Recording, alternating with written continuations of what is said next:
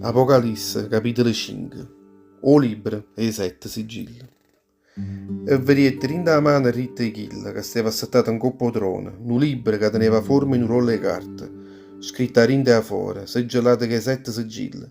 Poverietto un angelo, che a voce a chiave diceva: chi è rigna a rapire sto libro e sciogliere tutte i sigilli suoi? Ma non ci stava nessuno, né in cielo né in terra, e manco sotto la terra, che era capace di rapire il libro e leggere quello che ci stava scritto a rinda. Io tanto sciuppai a chiagnere, a salluzza, perché non si trovava nessuno che era rigna a rapire il libro, per leggere quello che ci stava scritto a rinda. Tanto, uno che gli vegliardo mi ricette, non chiamare più, o vi canna. Abban Giuda quello che si chiama Ulione, Rastrapegna e Giuda, o figlio di Davide. Sarà chista che spaparanzà chi lo libro e scioglierà chi li 7 sigilli. Poveri in mezzo a chi lo trona, che era attorniata chi li 4 essere vive, in mezzo a tutti chi li vegliarda, l'agnello che pareva scannata, ma stava allerta vicino a chi lo trona. Chista teneva 7 corna e 7 occhi, che affiguravano chi li 7 spiriti che Dio aveva mandato in coppa a tutta la terra. Chista agnello si faceva innanzi a chi che stava assettato in coppa al trono, e si piai chi lo libro rinda a mano ritta e Dio. Vromo so pigliai in mano, chi li 4 essere vive e chi li 24 vegliardi, se vuttaina che la faccia loro in terra, innanzi a chi l'agnello.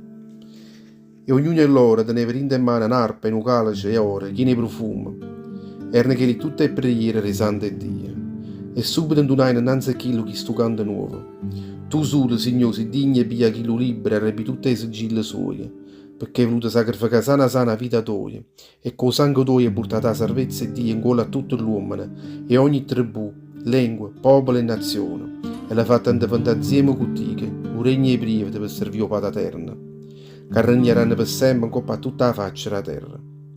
Rinda a quella visione poi sentite la voce di migliaia di angeli che stavano attorno a chi lo trono, attorno a chi li 4 esseri vivi e attorno a chi li 24 vegliardi.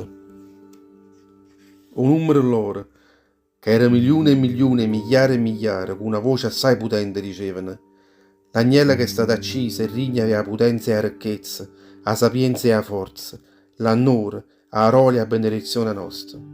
Tutte quelle creature ro cielo e la terra, sotto la terra, rindo mare, e tutte quelle cose che non ci stavano a inde, sentiette che ricevano, innanzi a chi che sta assettato in coppa trono, innanzi all'agnello, tutta la lode nostra, tutta l'annore, tutta la rolia, tutta la potenza, rinda a tutte i secoli e i secoli.